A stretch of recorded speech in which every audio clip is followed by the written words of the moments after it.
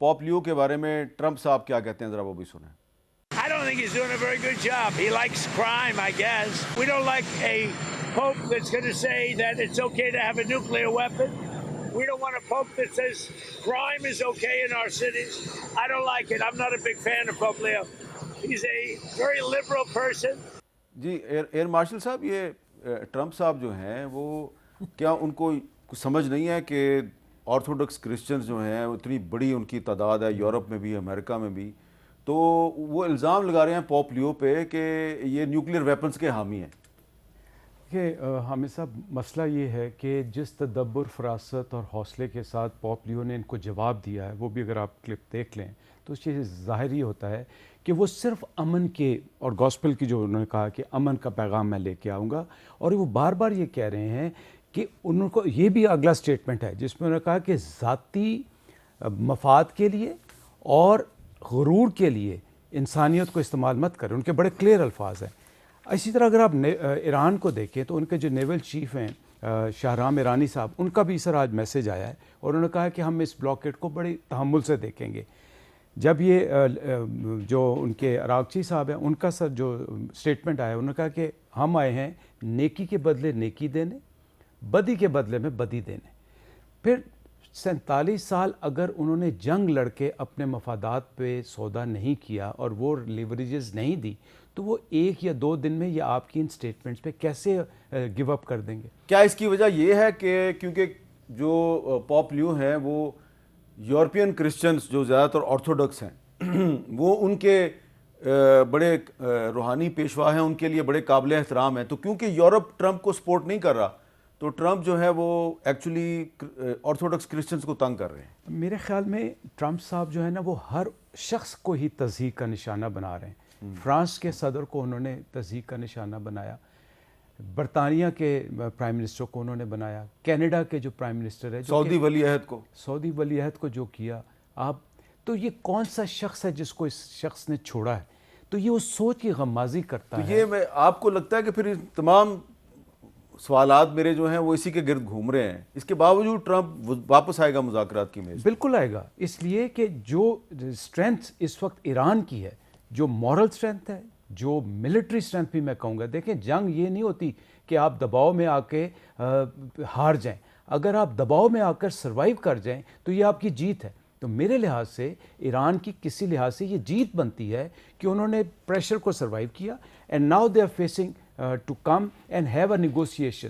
اچھا ہراج صاحب، آج مجھے ایک فورن جرنلسٹ نے ایک سوال کیا، میں نے اس کو جواب دے دیا، تسلی کر دی اس کی، لیکن میں نے سوچا کہ یہ سوال تو مجھے بھی کرنا چاہیے کسی حکومت کے وزیر سے۔ وہ اس نے مجھے سوال یہ کیا کہ بھئی یہ آپ کیسے کر لیا آپ نے کہ امریکہ اور ایران ایک دوسرے کے مخالف ہیں، تو آپ نے ان کو بھی ایک میز پہ بٹھا دیا ہے، اور ایران نے سعودی عرب پر میزائل مارے جنگ کے دوران، آپ کا سعودی عرب کے ساتھ ڈیفنس کوآپریشن کا پیکٹ ہے، تو آپ کی فوج بھی چلی گئی سعودی عرب ان کی حفاظت کے لیے، اور جب ایرانی ڈیلیگیشن واپس گیا تو اس کی حفاظت کے لیے پاکستان ایئر فورس کے جیٹ طیارے بھی جو ہیں وہ ان کے جہاز کے ساتھ ساتھ چل رہے تھے۔ تو اس نے مجھے پوچھا آپ یہ کیسے کر لیتے ہیں؟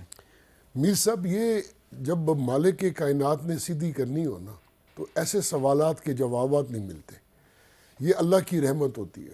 یہی جو فرما رہے ہیں ملک صاحب، میرے وزیر اعظم کی اور ہمارے آرمی چیف کی تو فیلڈ مارشل کی تو وہ تعریفیں کرتے ہیں، ان کے منہ نہیں بند ہو رہے۔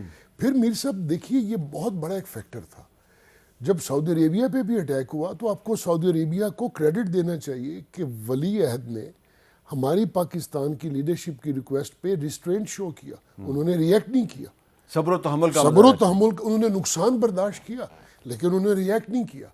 دیکھیے میر صاحب، یہ جو ہوتی ہے نا، میں ایک چیز کو آخر 20-22 سال ہو گئے، ایک چیز کا باٹم لائن ہمیشہ دیکھنی چاہیے۔ ہمیں باٹم لائن میں پاکستان ہوسٹ تھا، جب وہ واپس گئے اپنے ملکوں میں، اپنے ریسپیکٹیو ممالک میں، چاہے ایران والے تھے یا امریکہ والے تھے، ان کے منہ سے بے ساختہ پاکستان کی مہمان نوازی کی تعریف نکلی ہے۔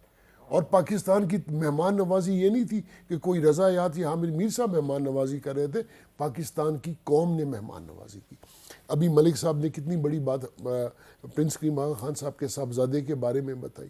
میر صاحب، یہ جو جسچرز ہیں نا، یہ دنیا کو سمجھ نہیں آتے تیسری بات یہ میر صاحب کہ جو مسلمان ہے نا اس کو موت سے ڈر نہیں لگتا.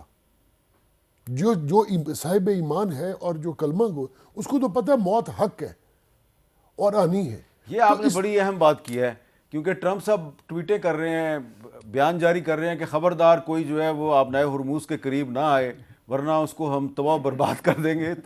تو ایئر مارشل صاحب یہ ایرانی, صرف ایرانی نہیں, دنیا بھر کے جو عام مسلمانوں کی میں بات کر رہا ہوں, شوق شہادت میں مبتلا ہیں سارے.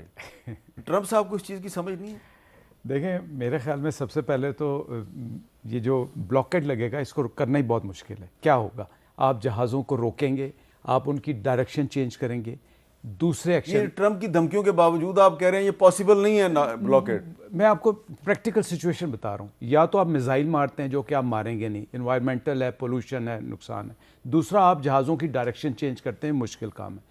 تیسرا جو کر سکتے ہیں آپ اپنے عام لوگ جو ہیں وہ وہاں پہ بٹھائیں, انہیں کہیں کہ اس جہاز پہ قبضہ کر کے اس کی ڈائریکشن چینج کر دیں. تو منطقی لحاظ سے اس کو, پھر میں نے پہلے بتایا کہ اس کو کرنا بہت, میرے خیال میں جو ٹرمپ صاحب جس کارنر میں اس وقت دھکیلے جا چکے ہیں, اور جو ان کے پیٹ ہیگزٹ اور یہ جو دوسرے اسٹیو ویٹکاف اور جو جیڈ کشنر, جن کو سیاسی بصیرت نہیں ہے, سفارتی بصیرت نہیں, وہ تو پیسے کما رہے ہیں اس جنگ سے. پیٹ ہیگسٹ جو ہیں ان پہ تو الزام لگ گیا کہ انہوں نے تو اسلحہ ساز فیکٹریاں جو ہیں ان کے شیئرز خرید لیے تھے جنگ سے پہلے. راج صاحب میں یہاں پہ ایک اور ٹرم کوائن کرنا چاہتا ہوں. حامد صاحب بہت ریسرچ کرتے ہیں, میں نے یہ سنا ہے, اب میں اس کو کوالیفائی نہیں کر سکتا, حامد صاحب ضرور کریں گے. There is a term which is being introduced and that is known as Polymarket scandal. Polymarket scandal, شرطیں لگاتے ہیں. پولی مارکیٹ اسکینڈل یہ ہے رضا صاحب کہ آپ پریڈکٹ کرتے ہیں, شرط لگاتے ہیں, اور رپورٹڈلی اس کے خلاف 6 بل آ چکے ہیں, ابھی امپلیمنٹ نہیں ہوئے. اس پولی مارکیٹ اسکینڈل کے تحت خبر یہ ہے, افواہ یہ ہے, اور کسی حد تک لوگوں نے کہا ہے کہ شنید یہ ہے کہ جو پولی مارکیٹ اسکینڈل کے پیچھے ٹرمپ جونیئر صاحب اس کے ایڈوائزر ہیں, اور جو بائیڈن کے دور میں اس پہ جو انکوائری ہوئی وہ آتے ہی انہوں نے بند کروا دی. اور ہارورڈ کی اسٹڈی کے مطابق $143 ملین کا فائدہ ہوا. لیکن اس سے بھی جو بڑی بات ہے جو حامد صاحب نے بتائی کہ شرط لگتی ہے, ٹرم کوائن ہوتی ہے, اور اگلے ہی دن وہی ڈیسیژن آتا ہے, اور پھر جو بٹ کوائن پہ کمائی کر رہا ہوتا ہے اس کا اکاؤنٹ غائب ہو جاتا ہے. تو اس وقت جو لوگ دوبارہ جنگ کے خطرے کی وجہ سے اپنی انویسٹمنٹ ادھر ادھر سے نکال رہے ہیں, ان کو خیال کرنا چاہیے کہ کوئی بندہ ہے ایسا امریکہ میں جس کو پتہ ہے کہ ہو سکتا ہے کہ جنگ نہ ہو, اور وہ جنگ کے نہ ہونے پہ شرط لگا رہا ہے اور وہ پیسے کما جائے گا. حامد صاحب ہم کسی پہ اشارہ نہیں کر رہے, ہم ایک حقیقت بتا رہے ہیں. اچھا میر صاحب مجھے اس چیز کا, آپ کو نہیں پتا, مجھے پتا ہے, آپ بالکل بے خبر ہیں سارے معاملے پہ. بالکل بے خبر. یا اللہ یا رسول, رضا حراج بے قصور.